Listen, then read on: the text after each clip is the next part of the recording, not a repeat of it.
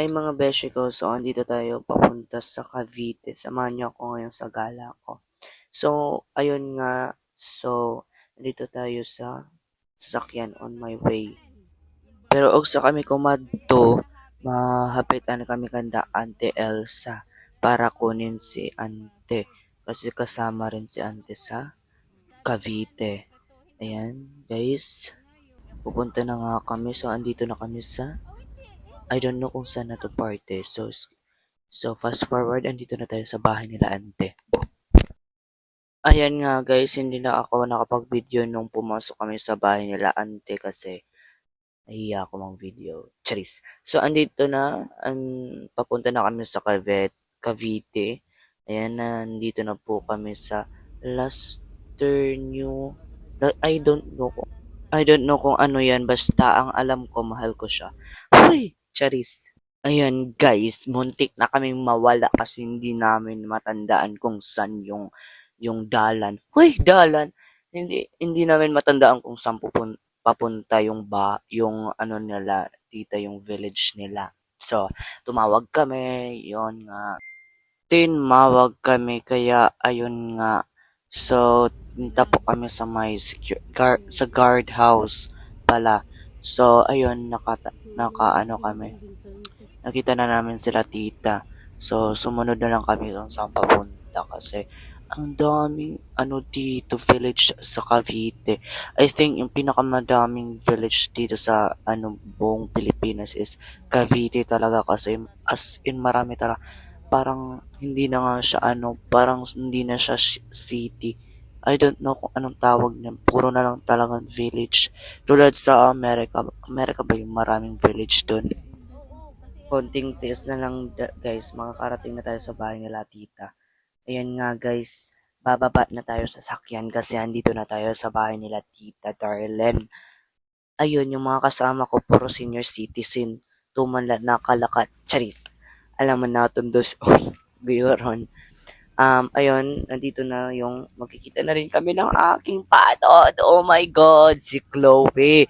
Matagal kaming hindi nagkita, guys. Ayun nga guys, ano, pupunta kami sa bahay nila, ano, papasok na kami sa bahay nila Tita Darlene para kumain. Ang plano namin is kumain. Yun lang ha, plano namin. Kumain lang doon tsaka mangumusta sa bahay nila. Kasi matagal-tagal na rin kaming hindi nakakapunta sa bahay nila. So ayun na nga guys, nagkita na kami ni Chloe. So pumunta muna kami sa park ng village nila para magtambay. Kala ko walang tao yung park nila kasi kanina pagdaan namin walang tao. Pero pagbalik namin, ay pagpunta ko, mayroong tao. So, ang daming pogi guys sa village pero hindi sila lumalabas. So, yan po yung alaga kong aso sa Visayas, Charis. Ayan nga guys, fast forward, umuwi na kami sa bahay ni Tita Darlene. Kaso pag uwi namin, oh my God, pupunta kaming Tagaytay ngayon. It's my first time pumunta sa Tagaytay. So, excited ako pumunta sa Tagaytay kasi yun yung isang pangarap kong pumunta. Kaso yung biyahe is 1 hour mahigit. So, ayun nga, pupunta na kami sa Tagaytay. Ayan. Lalabas muna kami sa village. Ayun, yun nga guys, kwento ko sa inyo bakit hindi ako nakapag-post na sumakay ako ng eroplano, ng airplane. Dahil nalobat ako sa airport kasi nakalimutan ko yung charger ko. Akala ko nadala ko yung charger ko. So, kumpiyansa ako na makaka-charge ako. Yung nadala ko, alam nyo lang kung ano yung nadala ko. Yung ulo-ulo ng charger ko tsaka yung power bank. Aanhin ko yung ano ko, power bank kung walang cord. Ang bobo mo talaga, Kobe. So, ayan na nga guys. Andito na tayo sa Tagaytay. So, pumunta muna kami sa kung nasaan yung picnic area para makita yung view ng Volcano Taal. Oh my God, it's my first time din kumita ng Volcano Taal in personal. Ang laki pala ng bunganga ng ano ng volcano na yun. Akala ko ano maliit lang, as in malaki guys. Tsaka oh my God, malapit na akong mahimatay sa ano sa view kasi super ang ganda, as in, tsaka maginaw sa paligid. Tsaka maganda yung yung area na yun. Oh my God! At saka mga beshi ko, ang gaganda dito ng mga coffee shop. Lalo na yung nila, mga lights. Yun yung nagandahan ko. Ewan ko sa mga foods kasi hindi kami kumain. Pizza lang yung kinain namin kasi kadali lang kami dito nagtambay. More on picture kami tsaka video kasi ang ganda talaga ng talaga guys ng view.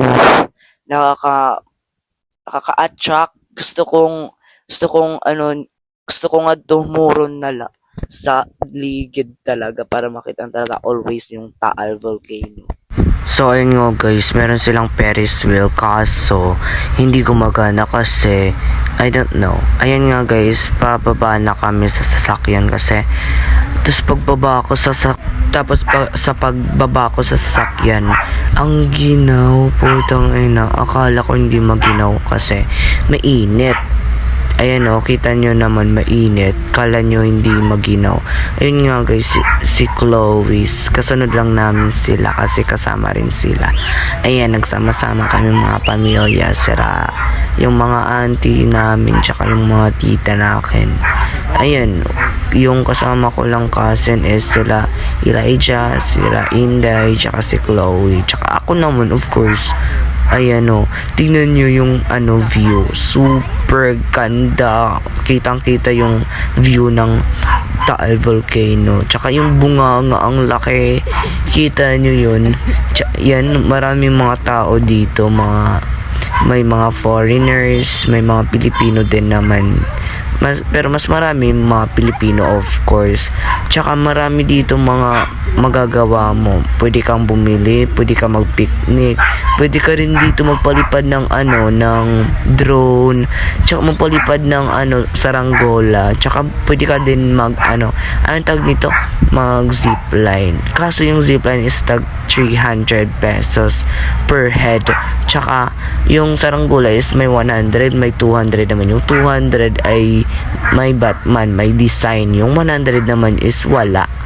Tsaka guys, marami ka dito mabibili na mga keychains, wallet, tsaka mga bracelet din, marami naman dun. Tsaka of course yung t-shirt is my favorite ko yung bilhin. Tsaka yung bags nila made of Filipino yung bags nila, kaya maganda, puro maganda. Meron din silang toys.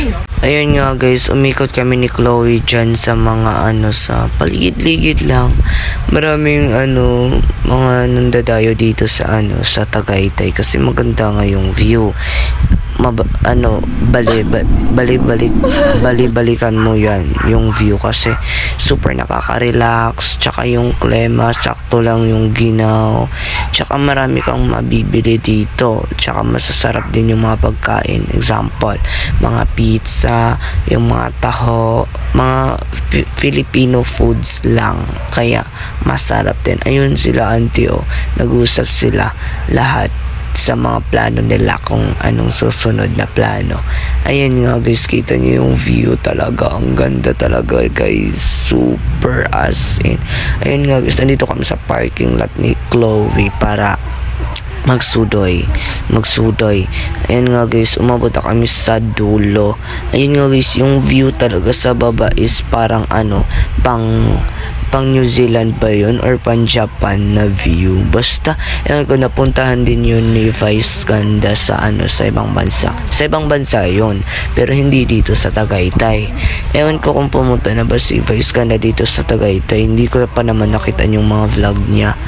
Ewan ko, basta bahala na. Ayan nga guys, akala ko pupunta na kami sa sa horseback ride. Pupunta pala yun yung nung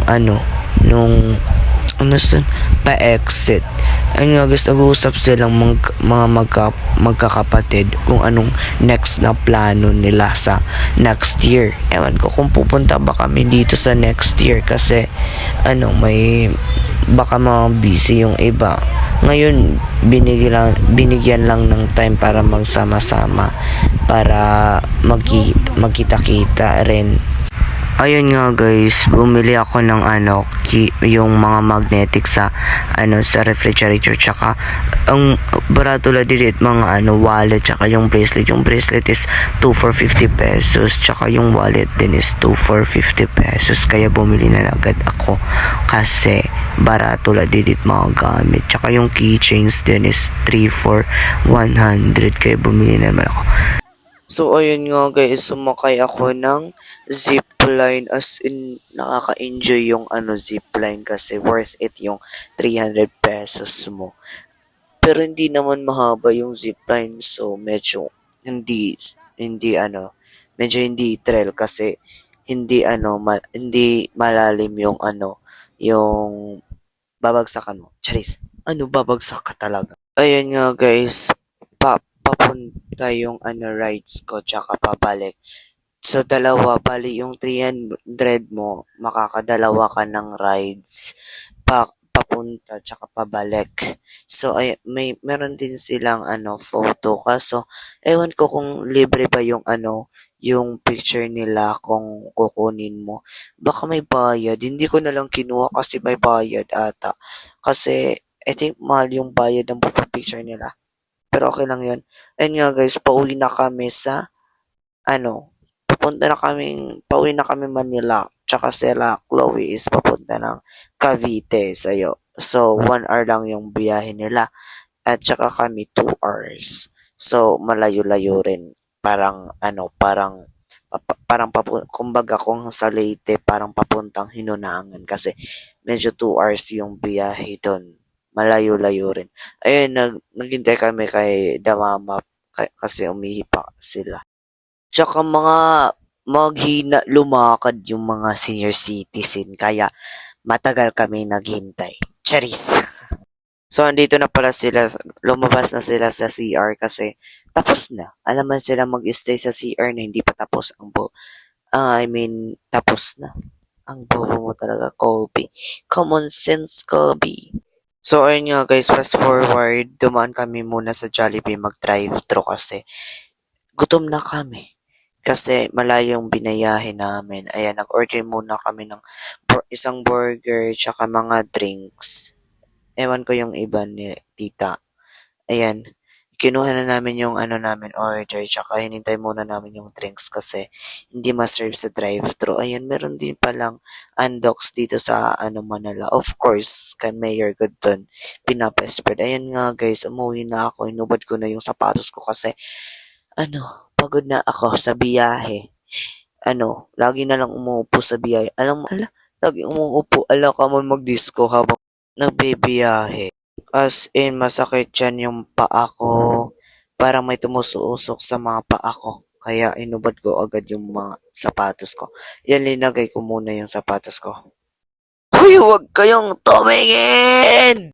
Charis, ang OA mo, Kobe. Para kang tanga, Kobe. Ayan, kuha muna tayo ng t-shirt. So, hanggang na lang, dyan na lang tayo mga beshi kasi pagod na ako. Bye mga beshi ko, like and follow and pakishare na din. Thank you so much mga beshi.